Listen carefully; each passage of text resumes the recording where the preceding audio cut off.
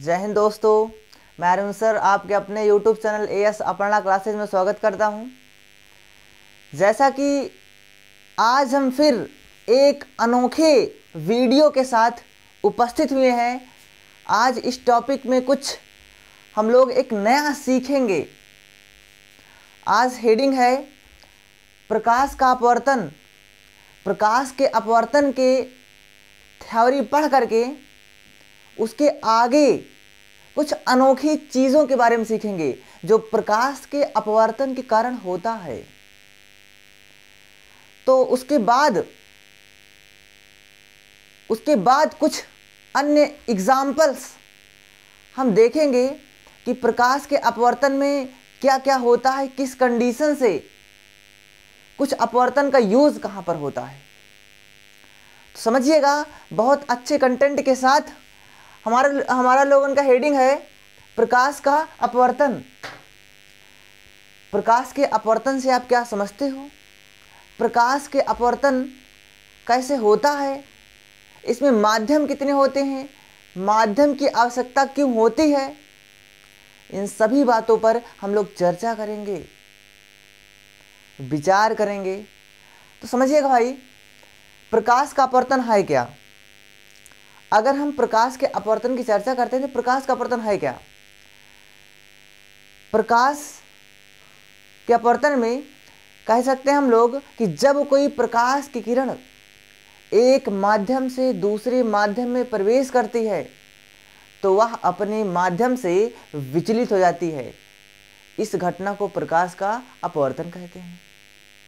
Refraction of light, समझिएगा, refraction of light में क्या होता है कंडीशन, चित्र के तरीके से पहले समझिएगा, बहुत अच्छे तरीके से समझ में आएगा। ठीक है, तो जैसे हम मान लेते हैं कि ये कोई तल है और एक माध्यम अलग अलग कर देते हैं। एक माध्यम ये है,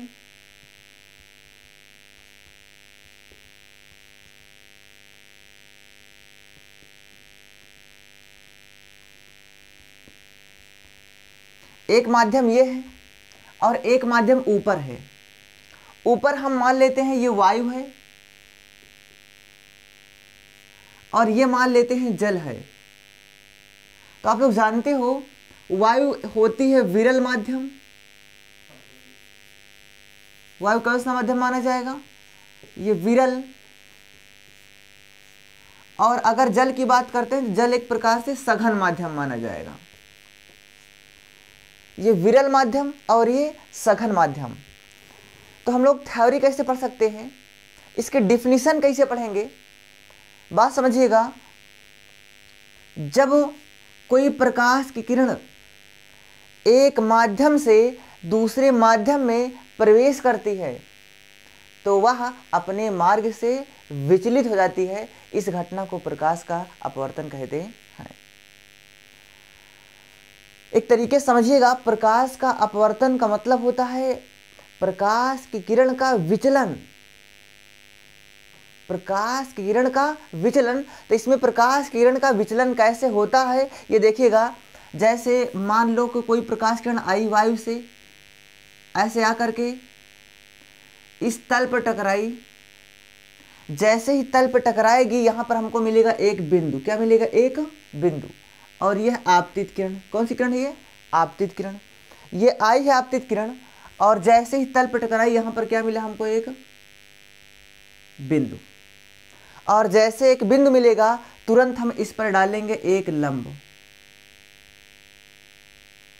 क्या डाल देंगे? एक लंब डाल देंगे। लंब डालने के बाद अभी आपको हम बताए थे कि अब ये प्रकाश की किरण जब इस माध्यम में, सेकंड माध्यम में, सघन माध्यम में प्रवेश करेगी तो अपने मार्ग से विचलित हो जाएगी। लेकिन बात समझिएगा, विचलन इसका इधर भी हो सकता है, इधर भी हो सकता है। लेकिन पहले सोचिए, कुछ कंडीशन है कि विचलन किधर होगा, पहली बात तो। ठीक है, तो बात समझिएगा, विचलन हमेशा इसका अभिलंब की ओर होगा। किस ओर होगा? अभिलंब की ओर होगा। तो बात समझिएगा, जाना था इस किरण को इधर लेकिन चली जाएगी इधर। ये देखो, तो ये हो गया अपवर्तित किरण और ये हो गया अभिलंब। अब अभिलंब हम आपको सही से बना देते हैं, बात समझिएगा। यह है अभिलंब, ये क्या है अभिलंब, अभिलंब, और यह है अपवर्तित किरण। ये कौन सी किरण है अपवर्तित किरण। तो हम लोग लिख सकते हैं ये है भाई आपतित किरण, आपतित किरण, और ये है अपवर्तित किरण।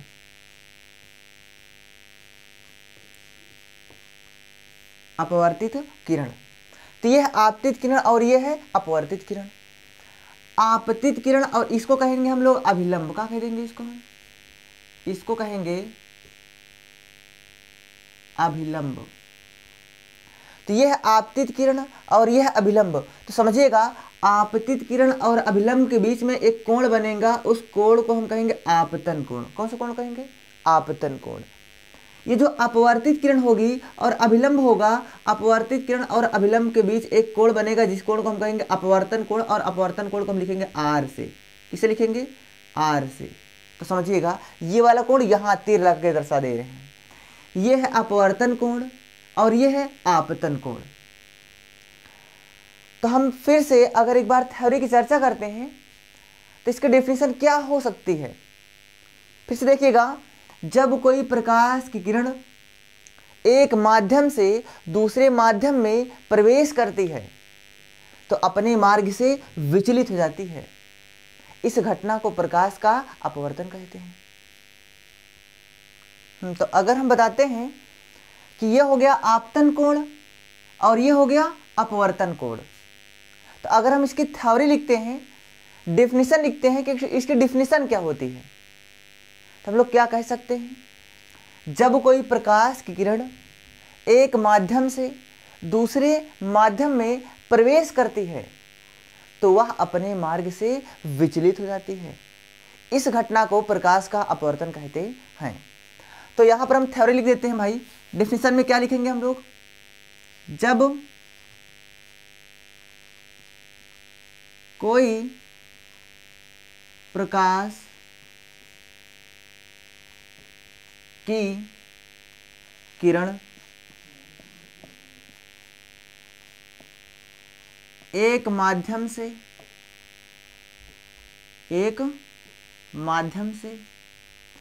दूसरे माध्यम में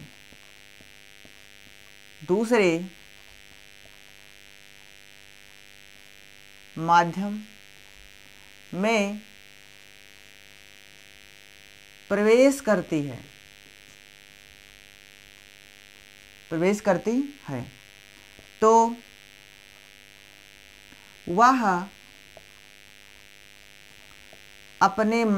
है तो वह अपने मार्ग से विचलित हो जाती है, विचलित हो जाती है। इस घटना को प्रकाश का अपवर्तन कहते हैं।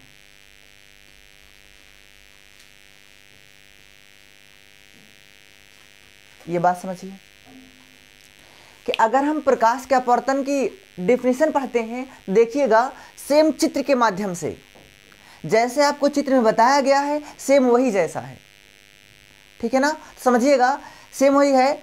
जब कोई प्रकाश किरण एक माध्यम से दूसरे माध्यम में प्रवेश करती है तो वह अपने मार्ग से विचलित हो जाती है। इसका विचलन कितना हुआ देखो, जाना था इसको इधर लेकिन चली गई किधर इधर। इसका विचलन देखा जाए तो यही इतना ही तो हुआ ना विचलन। ये जो इतने का विचलन हुआ है वही कारण है कि इसका अपवर्तन हम लोग कह देते हैं। क्या कह देते हैं, इसका अपवर्तन हो गया है। तो हम फिर से कह सकते हैं कि जब कोई प्रकाश की किरण एक माध्यम से दूसरे माध्यम में प्रवेश करती है तो इस घटना को प्रकाश का तो वह अपने मार्ग से विचलित हो जाती है। इस घटना को प्रकाश का अपवर्तन कहते हैं।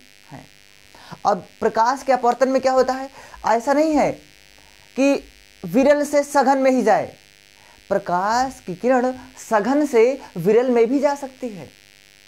प्रकाश की किरण सघन से विरल में भी जा सकती है, लेकिन एक कंडीशन है, अगर विरल से सघन में जाएगी तो अभिलंब की ओर झुक जाएगी। अगर विरल से सघन में जाएगी तो प्रकाश की किरण ये जो हुआ है अपवर्तित हुई है, अभिलंब की ओर क्या हुई है, देखो झुक गई है। ये अभिलंब है तो अभिलंब की ओर ये झुक गई है। तो ये भी होता है प्रकाश का अपवर्तन। और एक कंडीशन में होती है कि अगर प्रकाश की किरण सघन माध्यम से विरल माध्यम में जाए तब क्या होगा, तो अभिलंब से दूर हट जाएगी। अब थोड़ा इस चित्र का देख लेते हैं। जैसे समझिएगा ये कोई माध्यम है, ऊपर हम लोग सघन रख लेते हैं, समझ लो जल है,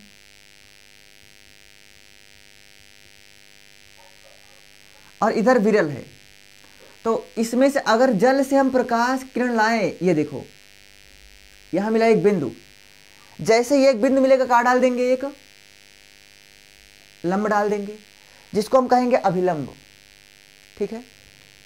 और इसको जाना था तो इधर, लेकिन चली जाएगी इधर। क्यों? क्योंकि ये कंडीशन होती है कि अगर यही प्रकाश की किरण, ये आपतित किरण है और ये अपवर्तित किरण है, यही प्रकाश की किरण अगर सघन माध्यम से विरल माध्यम में जाएगी तो अभिलंब से दूर हट जाएगी, अभिलंब से दूर हट जाएगी, क्योंकि ये सघन से कहाँ जा रही है, विरल में। लेकिन कहलाएगा प्रकाश का अपवर्तन ही, कहलाएगा प्रकाश का अपवर्तन ही। तो दोनों डिफिनीशन को या दोनों चित्र को हम एक मिक्स बना दिए हैं। डिफिनीशन देखिएगा, ये वाला डिफिनीशन इसमें भी फॉलो होगा और इसमें भी फॉलो होगा। तो हम दोनों को कर दिए हैं। क्या कह सकते हो आप लोग, जब कोई प्रकाश की किरण एक माध्यम से दूसरे माध्यम में प्रवेश करती है तो वह अपने मार्ग से विचलित हो जाती है। इस घटना को प्रकाश का अपवर्तन कहते हैं। चित्र देख लीजिएगा, प्रकाश के अपवर्तन का कारण क्या होता है, इसके बाद हम लोग समझेंगे कि कारण क्या होता है। समझिएगा ध्यान से। देखिए प्रकाश का अपवर्तन हो गया। अब यहां पर एक क्वेश्चन उठता भाई दिमाग में, हमारे लोगों के दिमाग में क्वेश्चन उठता है कि प्रकाश का अपवर्तन होता क्यों है, कैसे हो जाता है, कैसे हम लोग मान लेते हैं, क्यों प्रकाश विचलित हो जाती है। इसके लिए कारण हम लोग आज इसका कारण जानेंगे कि प्रकाश का अपवर्तन होता क्यों है। तो बात समझिएगा, जैसे आप खुद ही समझो, आप खुद ही अगर रेस लगा रहे हो, वायु में रेस लगा रहे हो और वायु से जल में जाओ, तो आप देखोगे आप अपने उस सीधे मार्ग से कुछ न कुछ विचलित हो जाओगे। मतलब जाना था सीधा लेकिन हल्का सा तिरछा हो जाओगे। ऐसा क्यों हुआ, ऐसा क्यों हुआ? एक बात समझिएगा, जब कोई प्रकाश या कोई प्रकाश, यहाँ पर प्रकाश की बात हुई तो हम प्रकाश का ही समझा ले लेते हैं, लेकिन आपको एक एग्जाम्पल के जरिए हम समझा देते हैं कि आप वायु में दौड़ रहे हो, जल में जैसे पहुंचे आप हल्का से विचलित हो गए कि नहीं हुए? आपका विचलन ये क्यों हुआ? क्योंकि अगर प्रकाश की किरण एक माध्यम से दूसरे माध्यम में जाती है या आप एक माध्यम से दूसरे माध्यम में गए हो तो आपका वेग कम या ज़्यादा हुआ है। अब कम हुआ है या ज़्यादा हुआ है, दोनों कारणों से प्रकाश का अपवर्तन होता है। तो बात समझिएगा, कारण में हम लोग यही जानेंगे। सबसे पहली कंडीशन है प्रकाश की चाल। किसकी? प्रकाश की चाल सब यही कराती है। प्रकाश के अपवर्तन का मुख्य कारण यही है, चाल।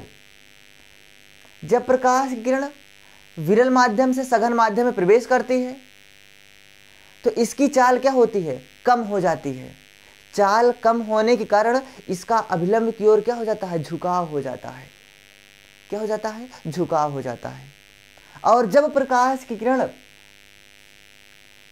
सघन माध्यम से विरल माध्यम में प्रवेश करती है तो इसका वेग क्या होता है? चाल क्या होती है? बढ़ जाती है, जिससे अभिलंब से प्रकाश की किरण दूर हटने लगती है। तो इस कारण से बात समझिएगा, इस कारण से प्रकाश का अपवर्तन होता है। किस कारण से? क्योंकि प्रकाश की चाल क्या होती है? प्रकाश की चाल का परिवर्तन होने लगता है। क्या होने लगता है? परिवर्तन होने लगता है। प्रकाश के चाल में परिवर्तन होने के कारण ही आपके प्रकाश का क्या होता है, अपवर्तन होता है।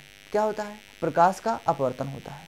वो चाल चाहे ज़्यादा हो या कम हो,